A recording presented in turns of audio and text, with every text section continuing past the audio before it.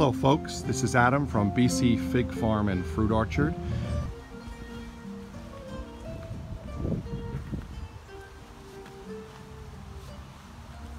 Now there's a couple fig trees that I put in the ground for a certain reason.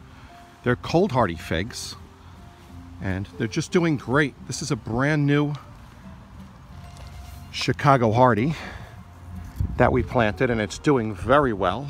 It's in its second year. It's coming along great. Our next tree is just blooming and vigorous. And this tree here is our Rockaway Green. And as you can see, it's just so vigorous in the ground. And we can't wait to get the figs out of this tree and taste them and eat them because I think they're going to be so delicious. Here's our third in-ground tree, just beautiful.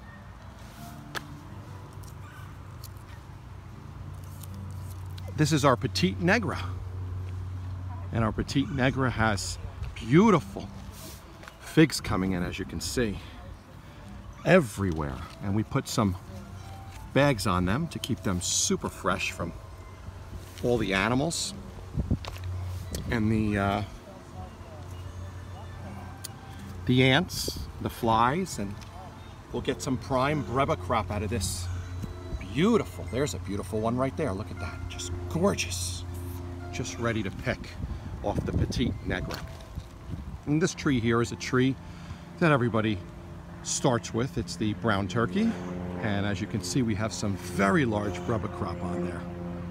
And they're just beautiful. Look at that. And they're large. And we have about another 2 to 3 weeks and we'll be able to pick them and eat them. And they're going to be our first large figs for the season along with the Petite Negra.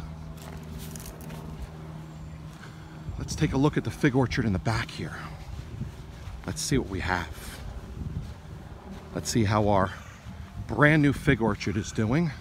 So we have over 50 varieties right now of figs from around the world. Okay. This tree is just wonderful. This is our long yellowneck. And it's the first time out this year. And it's just doing beautifully. And as you can see, I have the pot method. And what we've done is we've created holes in the pots so they can, out of the sides, so they can get the groundwater. What's this one? This is our Figo Preto from Portugal. Second year also for the Figo Preto. And it's just doing amazing. Doing absolutely amazing. This tree's a little slow to develop. And this is a Sicilian type, Mountain Etna Sicilian type. And it's coming along. We're going to have to probably trim it and give it some more fertilizer. This is our White Madeira. And this tree is vigorous and growing. And it looks like it's just doing great.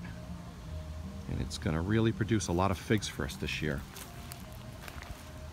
Another tree that we have back here in the fig orchard that's doing very well is our Basilica Sicca.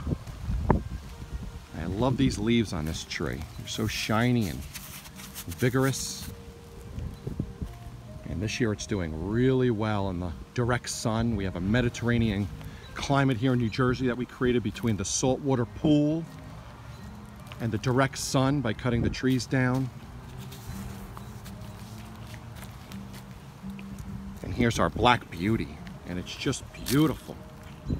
The Black Beauty is growing very well in our container, half in the ground, half on top with mulch. Okay. And this is one of my favorite trees, and I got this from a good friend of mine, Tommy LaPiccolo, who taught me almost everything I know about growing fig trees. And I got this tree from him And it is just producing so many brebbas, and they're big and large. As you can see, just beautiful, beautiful breba crop on this tree. Just gorgeous. I can't wait to taste one of these figs. They're so delicious. And this tree's doing so well. For those of you who know Tommy, he takes such good care of his trees, and he has such quality trees. Our next tree on our list is our LSU Champagne. This tree is beautiful. I can't wait to taste these figs too when they come out in August, September, but the tree is just so healthy. So healthy. Our next tree back here in the orchard is our Italian 258. And this tree is just doing beautifully.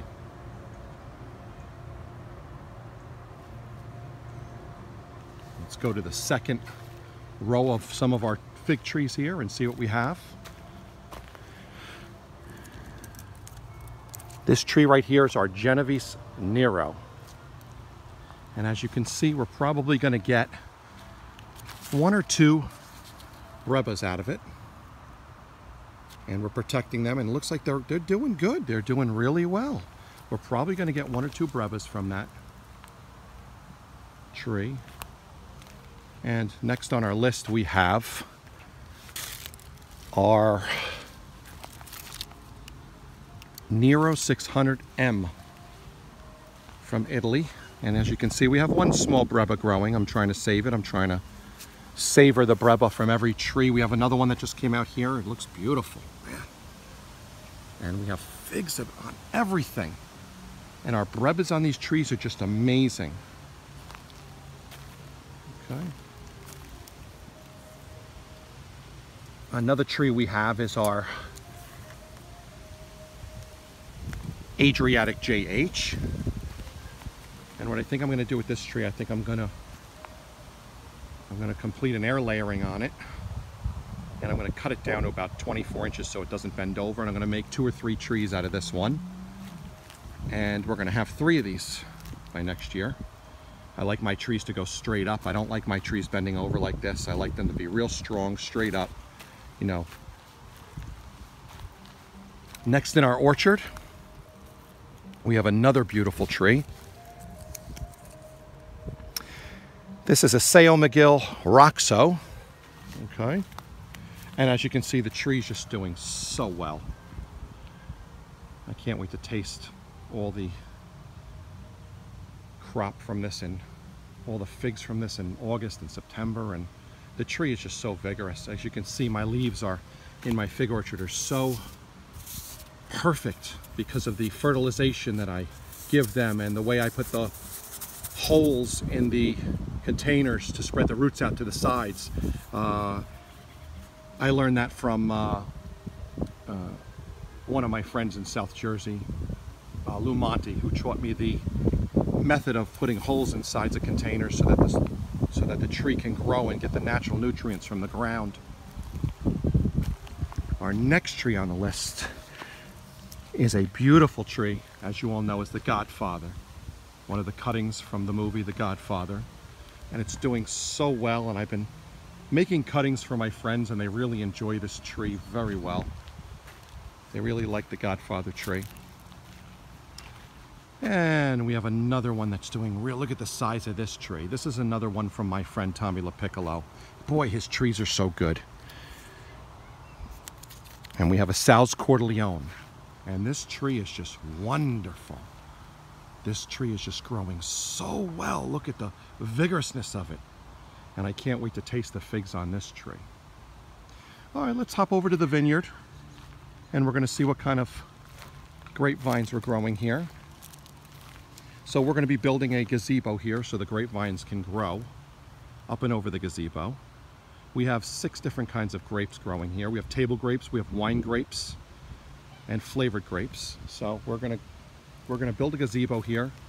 We're going to put a nice table and chairs under it. We're going to grow these beautiful grapevines that we just planted. And they're going to give us so many grapes every year for table grapes and also to make wine. This is a really old Concord grapevine that I received from one of my family members, and I took it out of their house from the backyard and I dug it out and I planted it in mine last year, and I didn't think it was going to take, and it's doing so well. It's so vigorous, and we're going to make a lot of bottles of wine out of that when that grows over the gazebo. And there's another beautiful grapevine, beautiful growing. And this one is our Himrod green grapes for table grapes. Just beautiful. So folks, that's our tour. Oh, let me check out our apple tree, which we have. We have a beautiful, beautiful Red Delicious apple tree that we've planted and was pollinated this year. We pollinated this tree, and we can see that there are some apples already starting to come through. So that's going to be a beautiful, beautiful Red Delicious apple tree. Well, thanks for coming along for the tour, and I hope you guys enjoyed this video of our New Jersey Mediterranean subclimate environment that we've created for these beautiful, beautiful fig trees. And I'll keep you updated on our Brubba crop when we're able to pick them, and we'll taste them and we'll tell you all about them and our main crop when it comes. This is Adam from BC Fig Farm and Fruit Orchard, growing figs in Zone 6, New Jersey. Have a great day.